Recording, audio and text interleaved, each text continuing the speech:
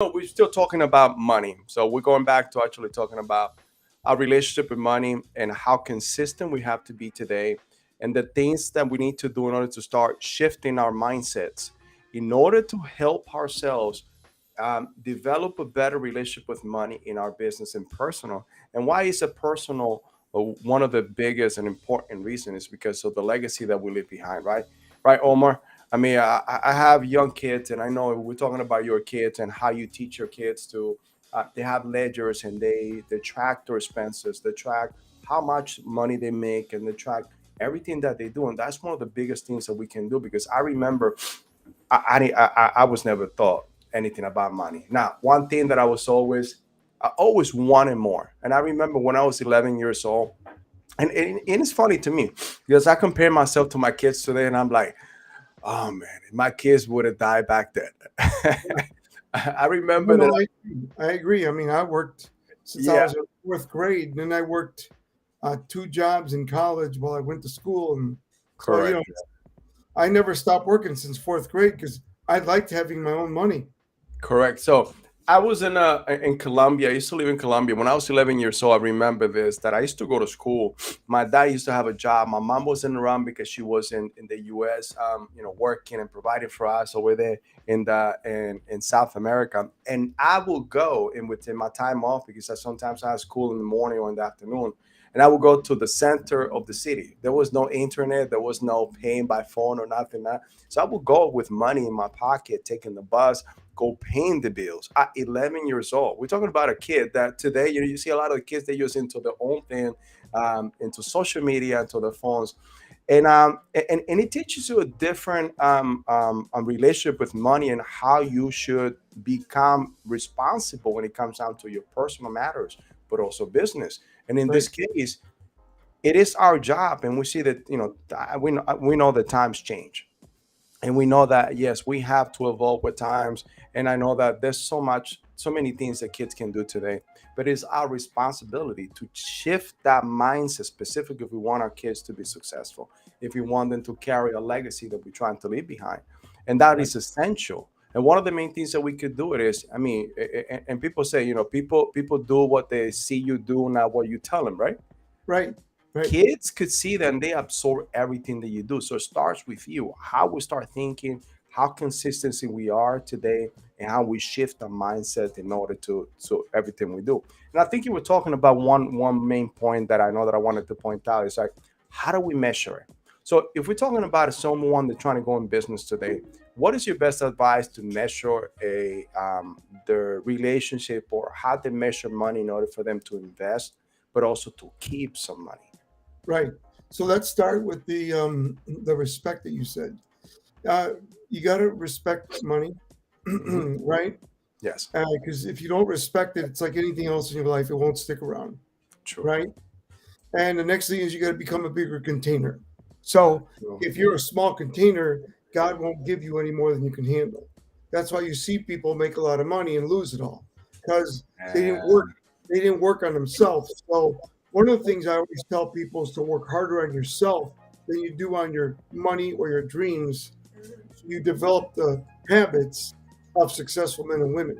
So you know, develop yourself so you become a bigger container so you can hold more money. Number one. yeah, Number two, respect money. And number three, you need to change your mindset towards money. A lot of people think money is evil. You know, you've heard it since you were a little kid. Money is the root of all evil. Well, yeah, if it's used in the wrong way. However, if used in the right way, like putting your kids through the best schools, helping your community, your church, temple, mosque, etc. Um, like I like stuff like that I do, like all these different. I won't say which ones I do, but I do a whole bunch that are cool for kids. I like the kids stuff, the yeah, veterans. I do the veterans stuff like that. So, I that's mean, awesome. find things that you believe in, like, and that you can help out. Like I do toys for tots, things like that, and all that kind of stuff. So, Yeah, um, but I'll tell you guys a couple of really great books that you could pick up. One is called Wealth by Benjamin Franklin. That guy was a genius. So yeah, Benjamin Franklin was amazing. And Okay. this book called Wealth, I've had it for 20, maybe 40 years. And it's this thick, and it's like a little book like that. The next one is The Richest Man in Babylon. Mm, Pick up the book The Richest Man in Babylon by, I think it's George Clayton or Clayson. yeah. And that book was really good for me because it taught you about, what you should save, 10% of your income. He had all these great tools in there that are really great for you. I think it's important that you read little books like that that help you out, And then if you're going to go into business, of course, Rich Dad Poor Dad, pick up Yeah. that. That's a good book for that. And then it just keeps growing and growing and growing. The bottom line is you need to look at your internal blueprint of, again, how you were brought up, Yeah. what you were taught about money, how your parents were, your area where you live, and then your external is who you hang out with, your community, and all that, right?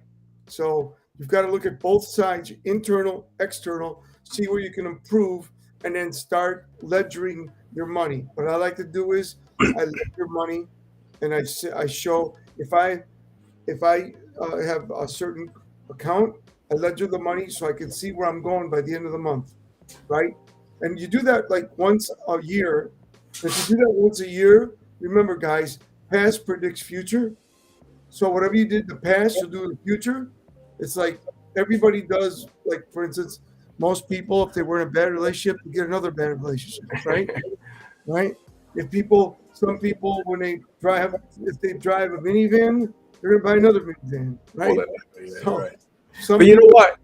And you teach something very essential too. You say what you focus expands. right, So, like a smart man learns from his mistakes, the genius learn from other people's mistakes.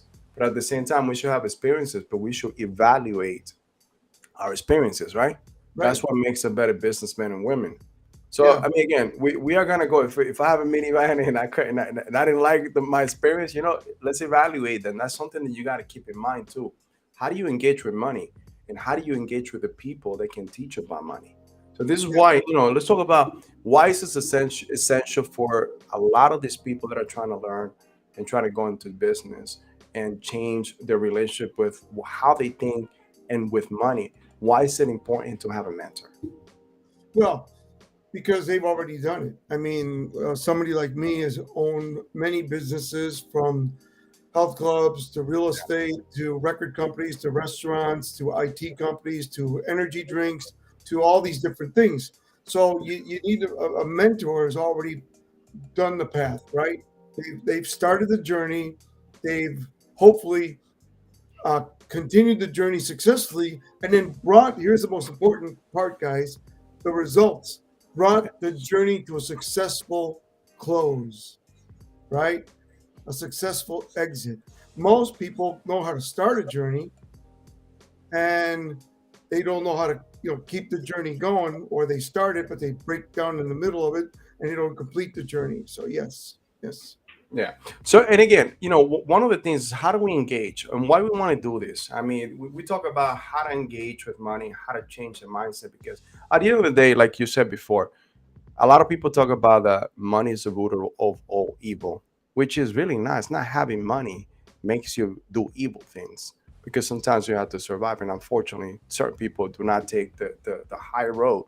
So, and what I mean by that is why we want to make sure, because we want to make sure that we enjoy our lives. I mean, right, you talk about it. Most of the time, you enjoy the time with your kids.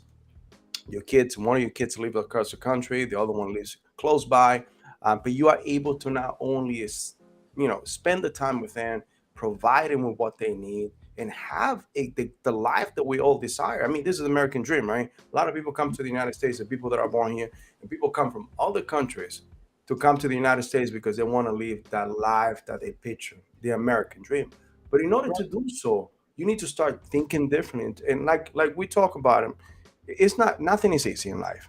You need no, to be able to create discipline. You need to be able to develop that mindset on how to specifically discipline yourself, invest in your money, not use it in stupid stuff. Period. right.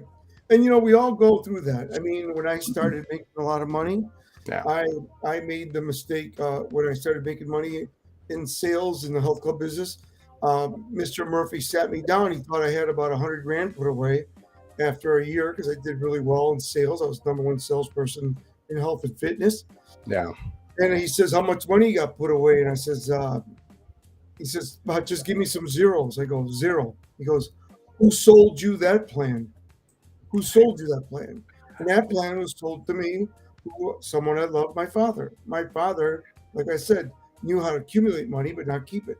And a Got it. wonderful Got it. guy, I love him, but he wasn't a good money manager. So Yeah. you either become like your parents or someone you admire, like I do admire him, or you do the opposite.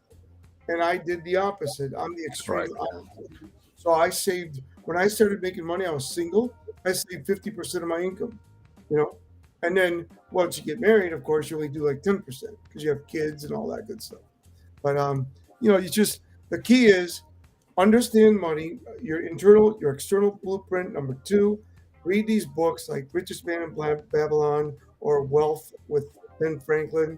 Um, if you're getting into business, pick up some good business books, things like that. And like, even like I know Robert Kiyosaki, I speak at his biannual conferences in Orlando and Vegas.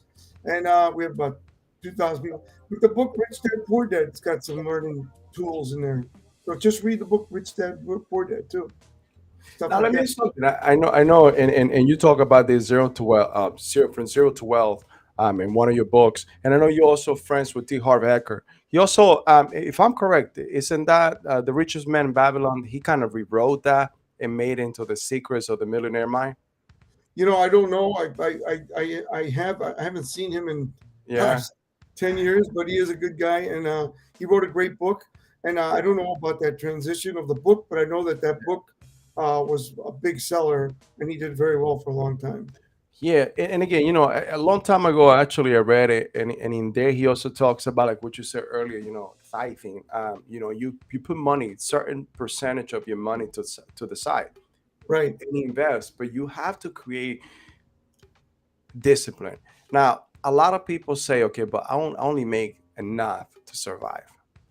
What is the advice for someone in that situation to start shifting how they think about whatever they make? Because at the end of the day, I mean, it's just funny enough. Like sometimes we make enough money and we make it last, but if we have an emergency, money comes out of nowhere, and right. you are able to cover and still cover everything else during for that month.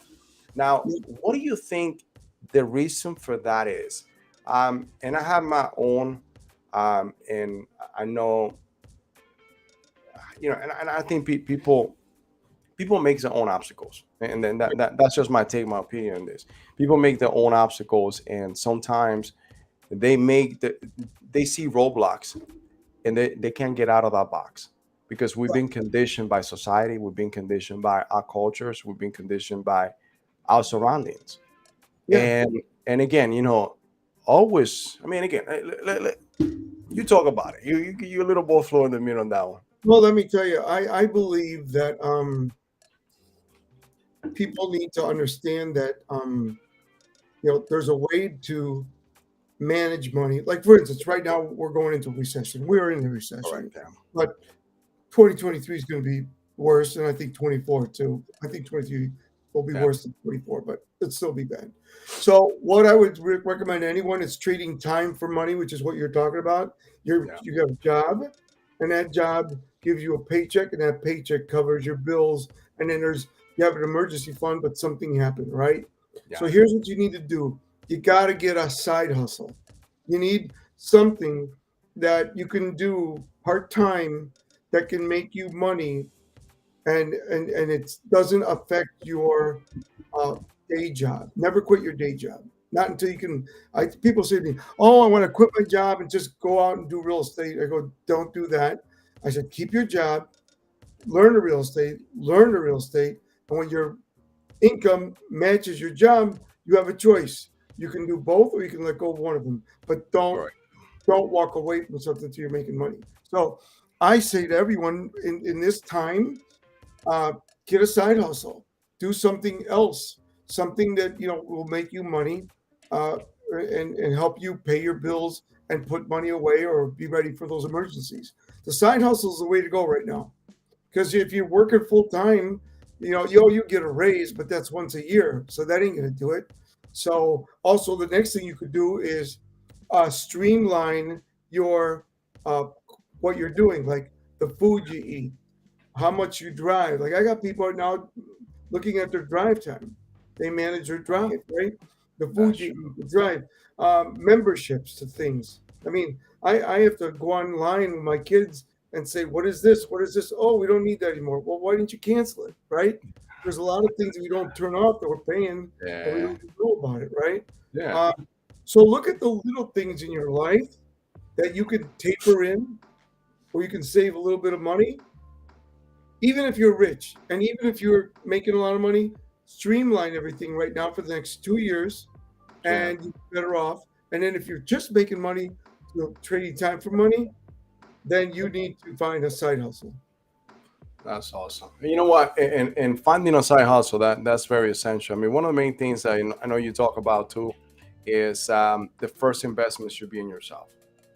You need to learn that skill, and you say skill, training your time for money, and that's something that's very essential. Something that can withstand a recession.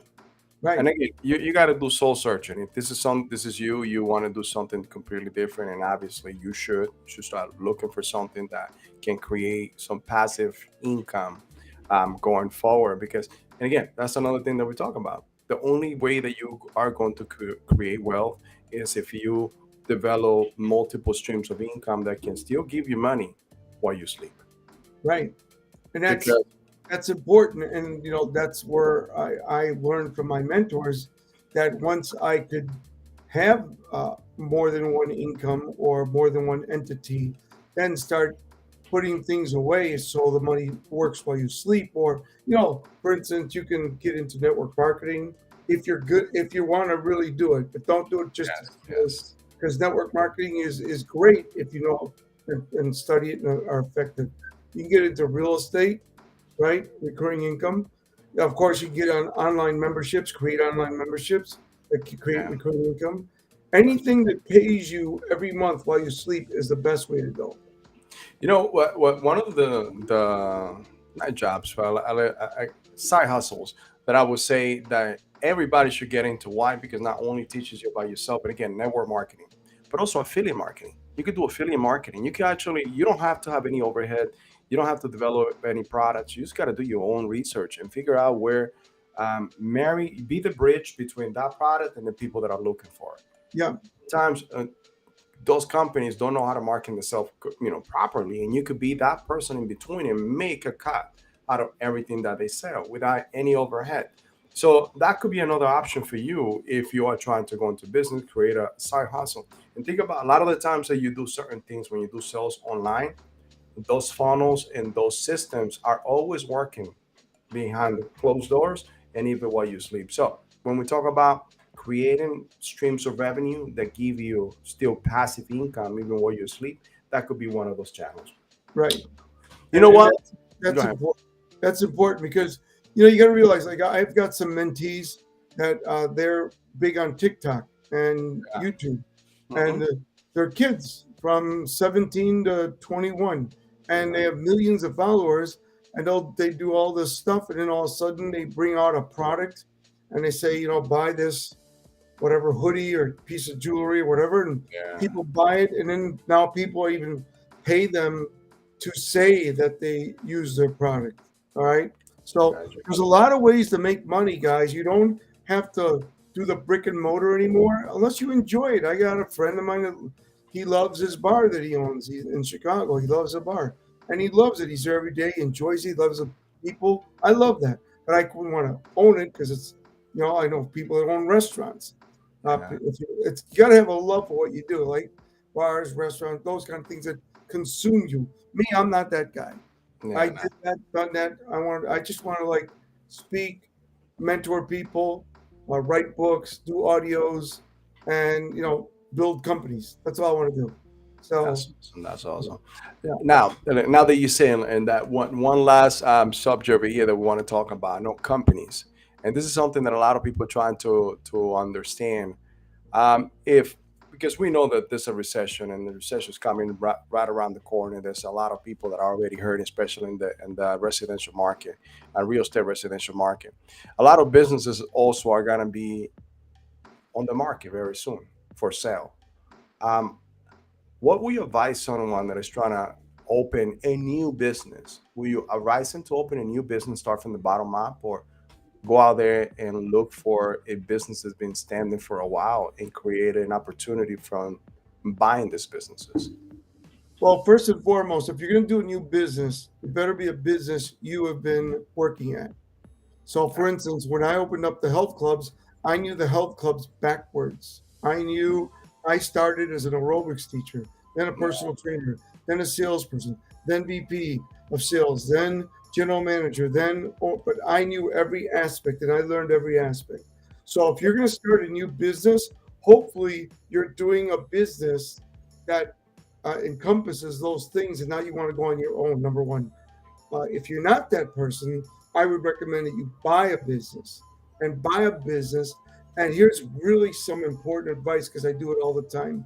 If yeah, you buy a business or when you buy a business, make sure that the person that's running it, that like say it's a doctor, like right now, a lot of doctors, medical doctors, and chiropractors are wanting to stay working at their office. However, they don't want to manage it. So you make sure when you buy them out that they stay with the company at least 1 year so you can do got the it. transition. It's very important advice. That's very interesting. You're actually buying it from the old owner, but the person's still in there. But that's good. That's That's good. happening, Carlos. You, if I told you, I've been doing like 4 or 5 of those for people every month. Wow, wow, that's amazing. And the other thing is make sure you have enough credit and Yes. money because you know the number one reasons people close down their business, existing or starting, is Yeah. money. Of the thousands of businesses that will be open in the first week of January, Yeah. December 1st, they say that 95% of those have to close. Wow. Yeah. So, So you guys. got to have funding. Got to have funding. Well, the best way to do that, well, is Carlos, Yeah. start with your credit and your corporate credit. Correct. Yes. I mean, that's essential. So that's nuggets right there. And I know we short of time today, but guys, look, I urge you to actually do a little more homework on what you really want to do. Develop a different relationship with money today. Start shifting your mindset and then start leaving something better in this world. Meaning your family, your kids. Start teaching something completely different. And you know what? It is your responsibility to be that leader. We all leaders. If you're mom and Right? dad, you're a leader today, and you got to make sure that you lead your kids to success. And one of those things is making sure that the mindset is completely shifted, making sure that they understand the new world. Obviously, things have changed, but money's money, the relationship with money, and how consistent you are with it is going to dictate if you're going to have any or not in the future. Right. But look, as always, if you want to learn more about business, you want to learn more about leadership, you want to learn about self development, you got Mr. Omar Perio. Omar, tell them how they can get in touch with you. Well, you can go to my website, omarperiu.com. It's omarperiu.com. Or you can email me at info@omarperiu.com. That's info@omarperiu.com. And All right, guys. we're there to help, guys. We're there to help. No, no, awesome, awesome. I appreciate your time, and like always, we are going to put all this information on the bottom of this video, and the description of the video. You're gonna have all that information in order for you to get in touch with Mr. Omar Perio. But I appreciate your time, Omar. Thank you for everything. Like always, man, it is awesome to speak to you. It's also in the way that you actually are open with our audience and with everybody else. The way that you mentor people, it is something that a lot of people do need, and we are thankful for it. Thank you, Yeah. man. Thank you, Carlos. Have a great day, everybody. All right, man, guys. I appreciate it. Till next week. See you guys. Take care.